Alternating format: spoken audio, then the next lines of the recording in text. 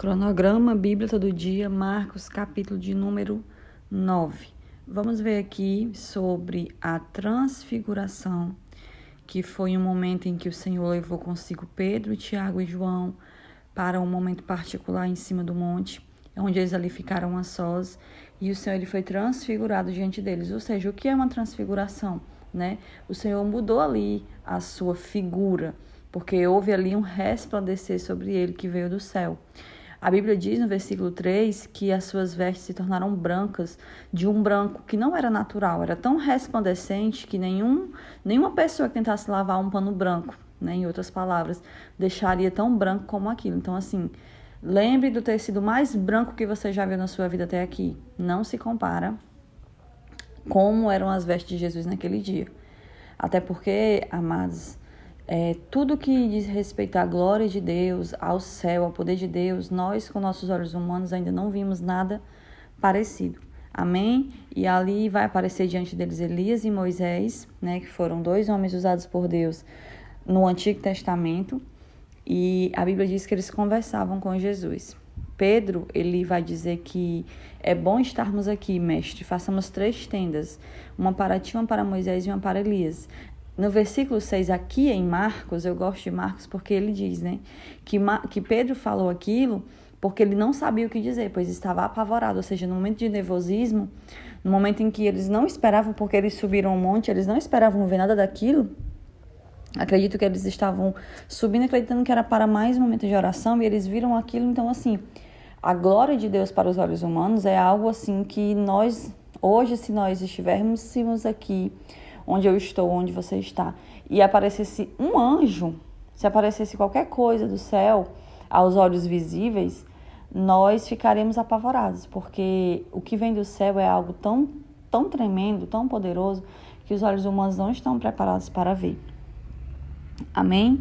E aí ele diz isso, e aí o Senhor, vai aparecer uma nuvem no céu que vai envolver todos eles e vai dizer uma voz que é a voz de Deus. Este é o meu filho amado, ouçam, E aí, quando eles olharam repetidamente, não viram mais ninguém a não ser Jesus. Mateus, ele fala de uma forma mais longa, mais detalhada a respeito da transfiguração. Por isso é importante que você leia tanto um evangelho quanto o outro. Se vocês começaram a seguir o cronograma e começaram a seguir de Marcos, não façam isso. Voltem em Mateus, tem tudo salvo aqui na playlist do canal, tá? Porque um evangelho complementa o outro.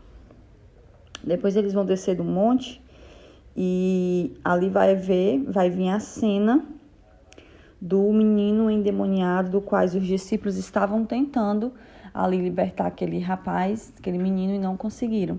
Depois, em outro momento, os discípulos vão perguntar ao Senhor por que eles não conseguiram, Versículo 28, por que nós não conseguimos expulsar o demônio do menino? E o Senhor vai responder, essa espécie só sai pela oração e pelo jejum. Jesus, ele havia dado autoridade aos seus discípulos para ir em nome do Pai, para fazer missões, para fazer a obra, mas isso não queria dizer que eles não tinham que ter sua vida de oração, ter sua vida de jejum. Jesus era o Filho de Deus, mas Jesus não negligenciava o seu momento de oração, não negligenciava o seu momento a sós com Deus, não negligenciava o jejum, a oração, o secreto, porque era ali que o Senhor era revestido de poder. Assim somos nós que queremos fazer a obra de Deus. Nós precisamos ter um momento com Deus. Não basta somente ir à igreja, não basta somente ler a Bíblia rapidamente. Quer a autoridade do Senhor, quer a autoridade do alto, você precisa buscar essa autoridade. Nós vamos ver ao longo da Bíblia os homens que foram usados poderosamente por Deus, como Moisés, como Elias, Eliseu, tantos outros, mas eles eram homens de oração. Eles eram homens que não passavam o tempo todo no celular. Hoje, nem sequer existia celular naquela época, mas é um exemplo. Hoje, nós vemos pessoas que querem passar o dia na Netflix, querem passar o dia no celular e querem ter poder, querem ter autoridade em nome de Jesus. Não vão ter, porque precisamos dedicar tempo ao Senhor. Por outro lado, também eu gosto muito de dizer que a pessoa que está buscando ser liberta, ela também tem que ter uma vida de oração e de jejum. Porque se alguém que precisa de libertação, alguém que está possuída por um demônio, por um espírito mau, ela se coloca diante de alguém que tem autoridade, naquele momento ali, que a pessoa decretar, saia em nome de Jesus, o demônio vai sair. Por quê? Porque trevas não se dão com a luz. Mas, se a pessoa que precisa de libertação, ela não fizer algo diferente, ela não buscar estar conectada com Deus, o Espírito volta. Porque ela precisa estar em comunhão, ela precisa estar em santificação, ela precisa estar com Deus. Porque aquele que está em Cristo Jesus é que não tem maldição para a vida dele.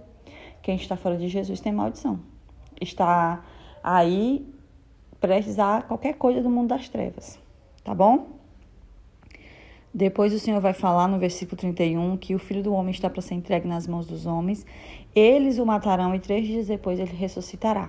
Mas eles, versículo 32, mas eles não entendiam o que ele queria dizer e tinham receio de perguntar. Nem tudo eles se sentiam à vontade de perguntar ao mestre. E é interessante que nós vamos ver que quando acontece, quando Jesus é morto, quando Jesus ali é crucificado, os discípulos vão ficar desesperançosos, os discípulos vão ficar com medo, os discípulos vão ficar escondidos. Eles não entendiam, eles não lembravam de tudo que o mestre falou para eles. Depois o Senhor vai falar sobre a questão de servir. Se alguém quiser ser o primeiro, será o último e serve de todos. O Senhor, ele perguntou assim aos discípulos: o que vocês vinham discutindo no caminho? Né? O Senhor pegou os discípulos e disse assim: o que vocês vinham conversando? E os discípulos tiveram vergonha de responder, porque eles sabiam que o assunto não era um assunto bonito de se conversar, porque eles estavam ali discutindo quem era o maior. E o Senhor, ele não veio ensinar sobre quem é maior, sobre quem é melhor, sobre quem é mais importante. O Senhor veio ensinar a ser servo, o Senhor veio ensinar a servir. Ele mesmo era um exemplo, porque ele, sendo o Filho de Deus, ele sendo o próprio Deus encarnado, ele abriu mão da sua glória para servir, né? Tanto é que foi cuspido, chicoteado, crucificado, porque ele veio para servir. Então ali o Senhor traz uma lição sobre humildade, sobre servo, né? Sobre diminuir para que o Senhor cresça nas nossas vidas. Depois o Senhor vai falar sobre quem não é contra nós, é por nós. Os discípulos, eles se achavam muito importante. Entenda que os discípulos, eles eram homens normais. Os discípulos, eles foram homens pecadores, foram homens que falharam, foram homens que precisaram todas as vezes serem corrigidos pelo Senhor. Eles não eram perfeitos, eles nunca foram perfeitos. E aí eles se achavam muito importantes porque andavam com Jesus. E aí eles ficaram sabendo que tinha um homem que estava expulsando também demônios. Em nome de quem? Em nome de Jesus. E eles foram dizer: Senhor, tem um homem ali que não anda conosco, não faz parte do nosso grupo e está expulsando demônio em nome de Jesus. E o Senhor disse: não me impeçam. Por quê? Porque ninguém que faça um milagre em meu nome pode falar mal de mim. Em seguida, o Senhor está dizendo: olha, por mais que ele não ande conosco aqui, mas ele está em nome de Jesus, então ele tem autoridade. Ele está fazendo a obra também. O Senhor estava querendo ensinar que a missão que ele veio fazer iria se expandir. Não somente ali através dos 12, mas através de qualquer um que quisesse receber e ser usado em nome de Jesus. Amém? E depois a indução do pecado, também falei sobre isso bastante lá em Mateus, que ele vai falar sobre: se alguém fizer tropeçar um dos pequeninos que crê no Senhor, será lançado no mar. Seria melhor ser lançado no mar com uma grande pedra amarrada no pescoço. É impossível que o escândalo venha, como Mateus falou, não é verdade? Mas ai daquele por qual vem o escândalo. Nós devemos vigiar para nós sermos exemplos e não mau testemunho para as pessoas. E não fazer com que outras pessoas pequem. A salvação é individual, mas será que nós somos modelos de influência para o reino, de influência para pessoas, ou nós estamos fazendo com que outras pessoas não queiram Jesus? Nossa vida, nosso testemunho é que vai dizer se nós estamos atraindo pessoas para Cristo ou afastando pessoas de Cristo. E aí o Senhor vai falar também sobre a questão da mão, né? Que se a sua mão te fizer tropeçar, corte. O Senhor não está falando ali sobre você mutilar o seu corpo. Estou pecando aqui.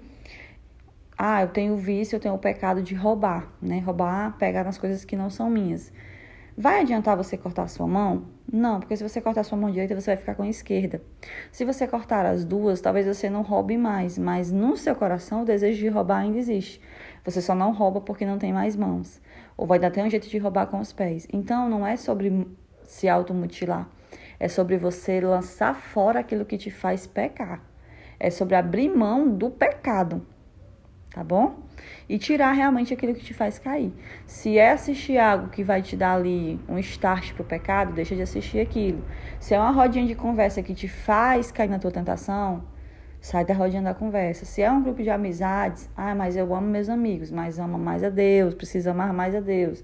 Sai fora, né? Como dizem aí o mundo, sai fora disso, em nome de Jesus, tá bom? E aí, é isso, que Deus abençoe vocês e até amanhã, se Deus quiser.